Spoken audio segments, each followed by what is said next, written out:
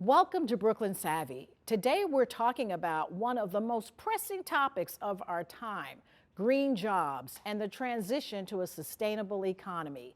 What does the rise of green jobs mean for our communities and workforce? Joining us today are three dynamic leaders at the forefront of this conversation. We have Tonya Gayle, Executive Director of Green City Force. From the Brooklyn Navyyard, we're excited to welcome Nakisha Evans, and representing Con Edison, we're joined by Joeann Walker. Together, we'll explore the challenges and opportunities of the green economy and what it means for the future. So let's jump in.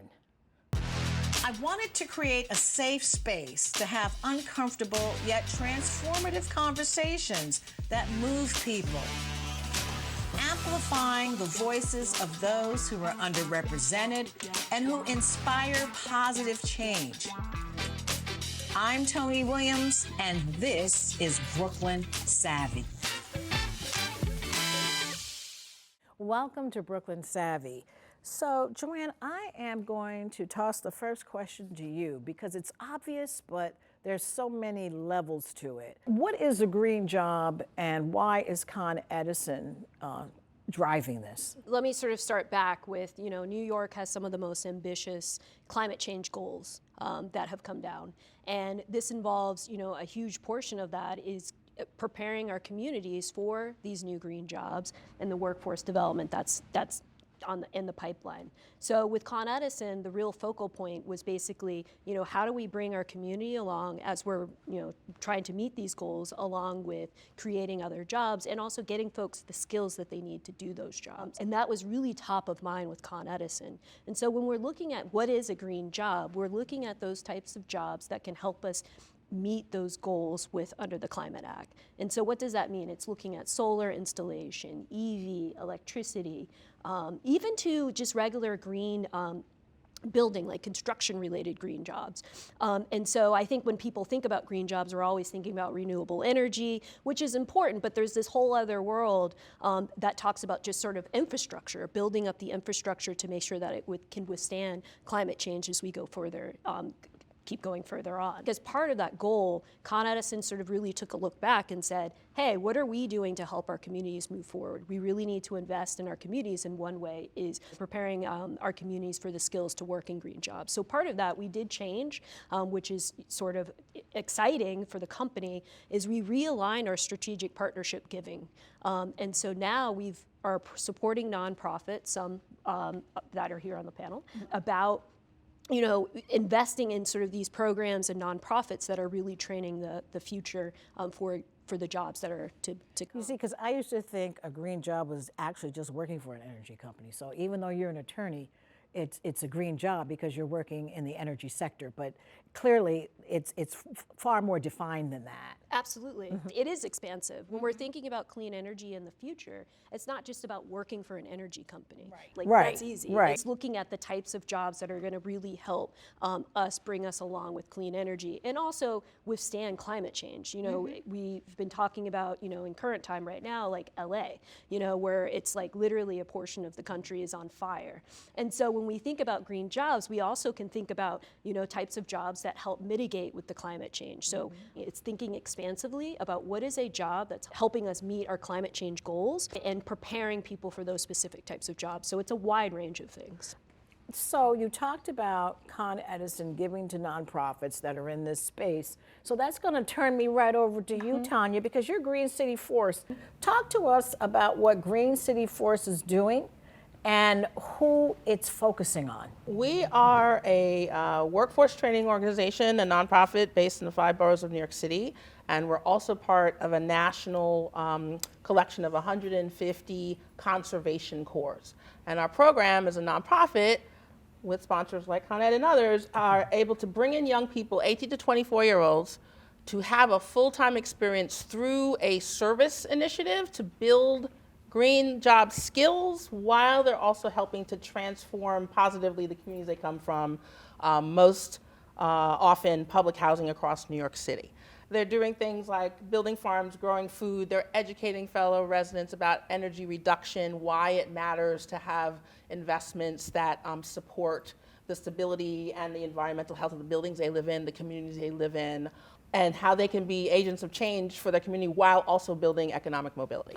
Now, you talked about housing projects. Is that an intentional strategy? It's an intentional strategy because when we started in 2009, there was this concentration of roughly 2,700 buildings in New York City, the largest landlord, huge physical footprint. The climate challenges of that and the greenhouse gas emissions from that community, which is a city in a city across the 5 boroughs, is tremendous and causes all kinds of health challenges, whether it's asthma, air issues, poor ventilation in buildings, and the communities that live there are feeling the consequences of that in terms of health disparities, safety, et cetera. Roughly 50,000 people of that community of 500,000 are in the window of 18 to 24-year-olds with very, very low economic opportunity. Right, disconnected youth, it used to be Exactly. called. So the idea of the model is solving 2 very significant issues in a concentrated space of the public housing community, where we're addressing job opportunities, employment, and health, and building thriving communities in the process. So it sounds somewhat like a repair situation, where this is the population that has suffered an environmental justice burden, and so this is the population that we're going to be working with to make sure that they're able to reap some benefits from green jobs. We are thinking of it in a term of almost like an apprenticeship core, where you're getting training, you're getting workforce credentials, skills building, while you're actually serving to improve the community you come from. Are you getting employment opportunities when you're finished? That is the goal. We have team members on our staff that work with employer partners, and we work to prepare the young people as they're going through the training to be workforce ready, so that when they graduate within 6 months of completion, they're either going back to school or they're getting jobs entry level. And our goal is for that to continue, and they get the next job and advanced training and promotions and benefits, et cetera. So it becomes a career path. Now, you're an AmeriCorps. Talk to us about that. So AmeriCorps is a national service model, and so it's serving your country, it's for serving your fellow citizens. So with an AmeriCorps model, you are literally getting things done for America, and you're doing that with an intentional way for young people to get an understanding of what it takes to build their skills and also give back. It becomes a collective. You're beyond just yourself. To touch on what you were saying too, I think that from a Con Ed standpoint, yes, it's also about bringing the clean energy transition along, but it's also focusing on, the most marginalized and disadvantaged communities. And we've been very intentional about that, making sure that our programs and the programs that we're funding, touch on the disadvantaged communities, because part of our sort of moving forward with corporate giving too is that we want to make sure that people are getting trained for jobs that are well-paying jobs. Upwardly mobile. Yeah, so I was just thinking about the economic empowerment piece that you were mentioning, that it becomes so important for people. I've been working with this young man and helping him find a job, and he was just talking about the doors can be open by just going to a training program just on construction, basic construction, and just seeing his eyes sort of light up about sort of the opportunities. It was pretty cool to see that, and it's just, yes, it's just one person, but when you see that the people, that there's doors open to access to like jobs that are really well paying, it's a game changer. And I'm very happy about what you're saying, because that means that the company is still very much targeted on marginalized communities and has a definite understanding that there is such a thing as a marginalized community. So that's wonderful. No, absolutely. Yeah. Now the Navyyard, Nakisha, the Navyyard has always been in this green job space. Talk to us about what is going on here when it comes to training and your employment center and all of that. I think the Navyyard occupies a very unique space when we're talking about kind of the intersection of economic development, workforce development, and the green economy. We specialize in essentially incubating and supporting small to medium-sized businesses. A lot of our businesses here are startups, so they're bringing something new to market. And within that, we've seen a number of, green companies come out of that who are specializing in everything. We were just talking about, we have one company here that specializes in biodegradable road salts. We have another company that is doing things around carbon capture. We have companies who are making fabric out of sugar. Or how about the crickets? Talk about that one. Yeah. We have a company who's experimenting with like how to, create a high protein flour out of crickets because with climate change, there is some level of food insecurity, instability that these extreme weather events can cause. So you have a lot of these companies that are coming and they're bringing new ideas, new thoughts into the space. And that means new technology, new skills that are needed. We have a number of design companies that are really looking into passive construction. From building the house, what are some techniques, what are some approaches that you can use to make that house more energy efficient just through its construction?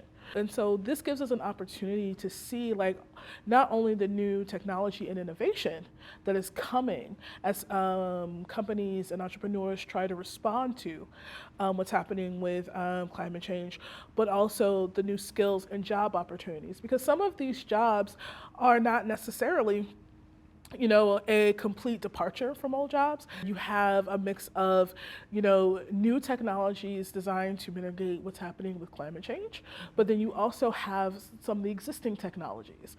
And so, having folks who can navigate both, we see that a lot with like electrical vehicles and things like that. People need to understand how to work on, traditional gas power cars, but they also need to understand how to deal with, battery power cars. And so we get to see that and experience that up front, and that informs how we think about training and how we approach our own training strategy. And so we've been looking at like, what does it mean to have like an EV charging station maintenance training, looking at what does it mean to think about how heat pumps get incorporated. And those trainings then create opportunity. And I think the more that we are able to see what's going on in business and then translate that into training, translate that into opportunity, the more that folks who are maybe starting out or looking to transition into a new field understand like the different skills that they need to get there and what that there actually is. And I think that that's going to be really key for the green economy because not everybody is as aware of it in the same way. It may not feel like it has anything to do with you, but there may be opportunities there for you. And, as things kind of play out over the years, you can be a part of the solution for a lot of it through your employment and through the technologies and skills. So how is your strategy informed? Is it informed through the city and the action plan, or does it come from the tenants? Meaning, how does that work? Because you have these tenants that also have needs. How does that intersect? It's both. So we are, of course, informed by the city because, we try to align to the goals of the city. I think it was mentioned that the city has some really ambitious goals. So, of course, we want to support the city in being able to meet those goals. We also are paying attention to what our tenants are doing. And we're trying to find the intersection points between those things. And sometimes it can look as simple as like a training that can support our businesses here, but have broader application in other industries. Sometimes it is slightly different because the businesses here can sometimes represent a growth in the marketplace that hasn't quite made its way into the mainstream, but when you actually sit down and look at it, it's like, oh wow, this is really, really growing. We need to pay attention to this type of thing. So, what she said was really interesting, right? Yeah, I just say really quickly that one of your tenants, your former tenants, who innovated this amazing product that now is in NYCHA, I'm like, okay, let me know when you're ready to hire my people, when you're at scale, because we're ready to go. Right. And that's an excellent example of looking at how the green economy is just the economy, right? It's very broad. Business changes, needs change, the market shifts, and technology being more efficient. And a lot of these things incorporate the elements of green. So it is very, very broad. And the opportunities that are there for a variety of different things. You're talking a little bit about the EV charging stations and who maintains them. That came out of a market need, right? A need to have these bikes, right, that are powered by EV, that are delivering goods and services to people because it's an economic need. So it's a part of the economy that's grown. So the key is to sort of understand what those are and then, you know, build the workforce development to support that. And it will be things that we consider green. We don't have enough energy, so you have to use solar, right? We don't have enough the climate control is controlling the growing of wheat, so I guess people are using crickets to make flour or whatever. I mean, but these are needs that are coming out of a market demand in our economy and are considered green as well. I was just going to touch on, like, I think for both of you, what you said, I think there's this element of sort of career exploration. And so what we've realized too with our workforce development within Con Edison and our nonprofit partners, part of it is a little bit of timing. So, you know, and like you just said, like we had wind farms, but for whatever powers that be, that's being pulled back.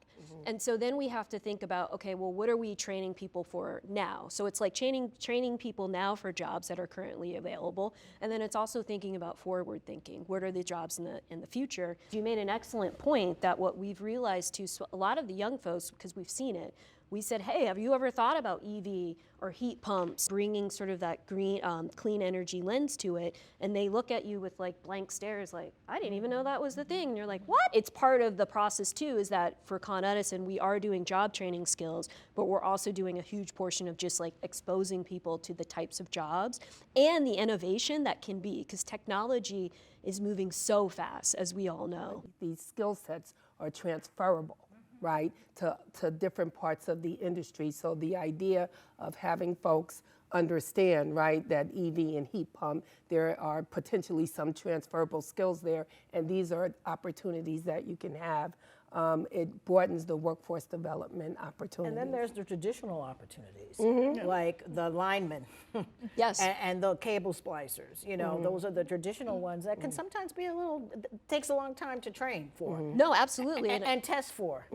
Yeah, no, absolutely. The test is very hard, but absolutely. But just thinking about that, and that's why, you know, I go back when we think about green jobs, it's not just, you know, working for an energy company. It's not just I only do solar. It's being able to find that job that you can transfer those skills across a wide range of jobs that haven't even been invented yet, and that you can continue to recycle and reuse those in the future. And I think one of the also really important pieces is that layering of the green components and stuff like that, it oftentimes brings in new skills to existing jobs.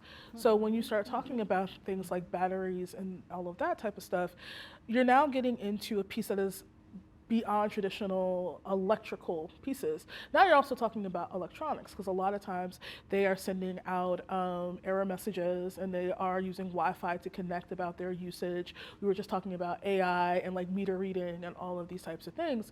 So the traditional electrician now needs to understand electronics, because now they're going to be dealing with tools or devices that have a motherboard. And the intentionality around workforce development that takes that concept into account when we talk about how are we training and how are we doing workforce development, looking at existing skills, how do you build on them, and need to be intentional about where those intersections are so that you will give the participants those opportunities.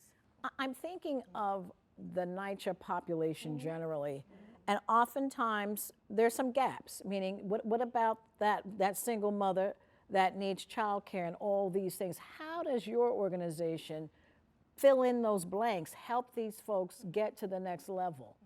Because life be lifen. Yes, life be lifen, for sure. Well, a couple things. First of all, to your point of like, you have to see it to be it, right? And so part of our service model is we have a force. We have a team of folks deployed into public housing in uniform. So part of it is exposure. But then when you get down to it, the reality is life be lifen. And so sometimes you hear about it and you're ready to go, but you're actually not ready to go, because there are barriers that are systemic that hold you back. We have social workers on our team. We have youth development folks on our team.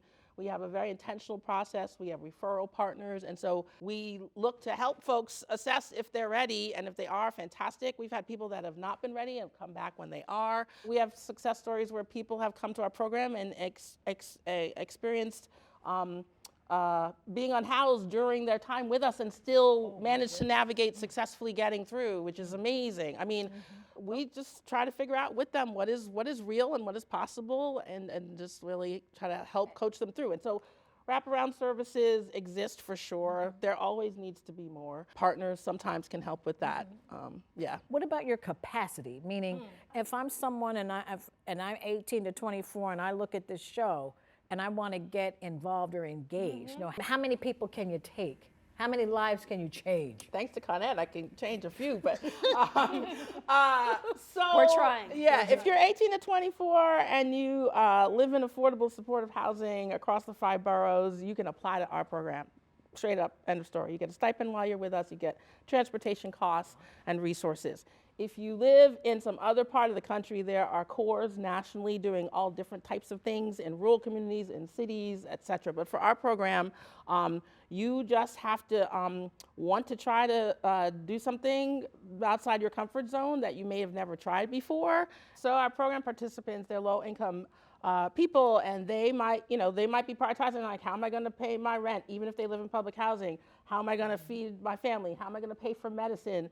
They're not prioritizing necessarily climate and the question of like clean air. But when you meet people where they live and you talk to people and you say, how many people in your family have asthma? And hands go up.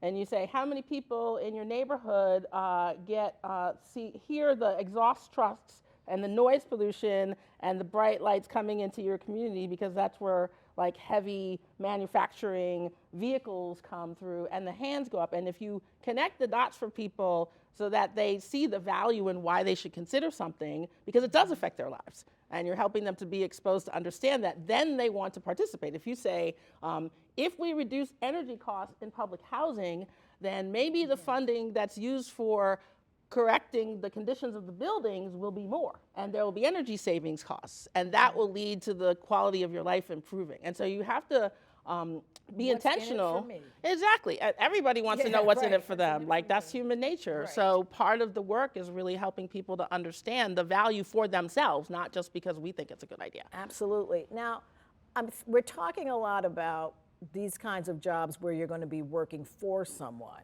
Now, at the Navyyard, you're into small businesses. How does that look when it comes to people of color in this space driving this with their small businesses? Or is that still an area where you're not seeing as much of an uptick? There's a lot of growth as more and more people of color, they're connecting to the green justice movements and those types of things. I think historically, the green justice movement hadn't always connected to the community. And now you're seeing it more. So like the company that I mentioned before that is doing biodegradable road salt, solar melts, that is an MWBE. Oh, I didn't realize. Okay, yes. Yeah, Thank you. that is an MWBE. And so I think That's really important, biodegradable road salts, but Yes. it tends to be really expensive. If they can bring the cost down, I know Con Ed would love that. We would because absolutely the love it. salt keeps corroding the It does. underground. Yeah, that would be. It's- So who are these? yeah. Speak more about that, Nikki. well, there are a lot of really interesting like entrepreneurial ventures, startup ventures that are happening in this space. And oftentimes when we talk about the green economy, we do talk about it from the perspective of established businesses.